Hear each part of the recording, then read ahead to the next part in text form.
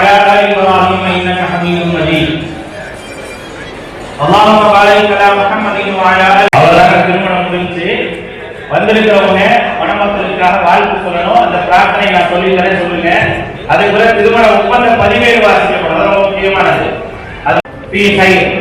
அல்லாஹ் உங்களுக்கு அபிவிருத்தியை தருவானாக, உங்கள் இருவருக்காகவும் மற்றவைகளிலும் அபிவிருத்தி ஏற்படுத்துவானாக, உங்கள் இருவரையும் எல்லா நல்ல காரியங்களிலும் ஒன்று சேர்த்து வைப்பானாக.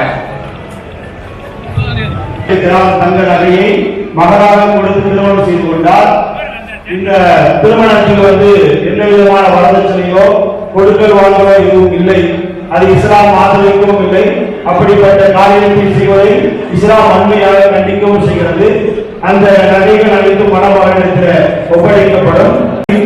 மதுரை தெற்குவெளி வீதி காசியார் தோப்பில் வசிக்கக்கூடிய எம் முகமது அப்பாஸ் அவருடைய மகன் எம் முகமது முஸ்தபா அவர்களுக்கும், சென்னை சேத்துப்பட்டு பகுதியில் வசிக்கக்கூடிய எம் அமீர் சுல்தான் அவருடைய மகள் ஏ அன்னிஷா அவர்களுக்கும் 23/6/2024 ஹிஜ்ரி 1445 துல்ஹிஜ்ஜா 17 அன்று எம்பி மகால் கருப்பாயணி சிவகங்கை மேற்கொண்டிருக்கக்கூடிய மகாலிற்கு திருமணம் நடைபெற்றது.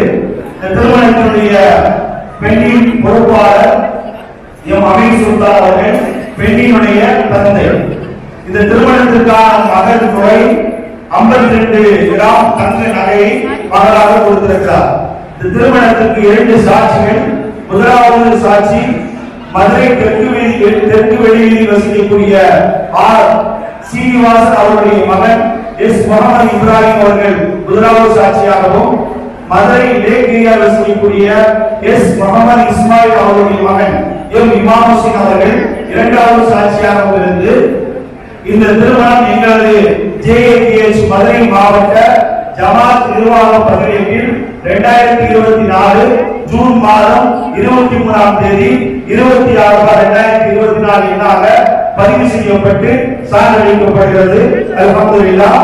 இந்த திருமண ஒப்பந்தம் முழுக்க அரசாங்கம் வழிகாட்டக்கூடிய நெறிமுறை அடிப்படையில் பதிவு செய்யக்கூடிய ஒரு திருமண முறை என்பதையும் தெரிவித்துக் கொள்கிறோம். இந்த திருமண பதிவேட்டில் பெண்ணினுடைய பொறுப்பாளர், மணமகன், 2 சாட்சிகள், ஜமாத் தலைவர்கள் அனைவரும் இந்த பதிவேட்டில் கையொப்பமிட்டிருப்பார்கள். அல்ஹம்துலில்லாஹ்.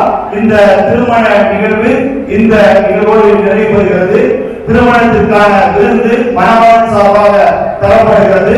வந்திருக்கக்கூடிய அனைவரும் இறைவனுடைய கிருபையில் எல்லோருமே விஐபிகள் தான், எல்லோரும் இருந்து அனைவரும் விருந்து உணர வேண்டும் என்பதை இந்த திருமண வீட்டார் சார்பாக கேட்டுக்கொள்கிறேன்.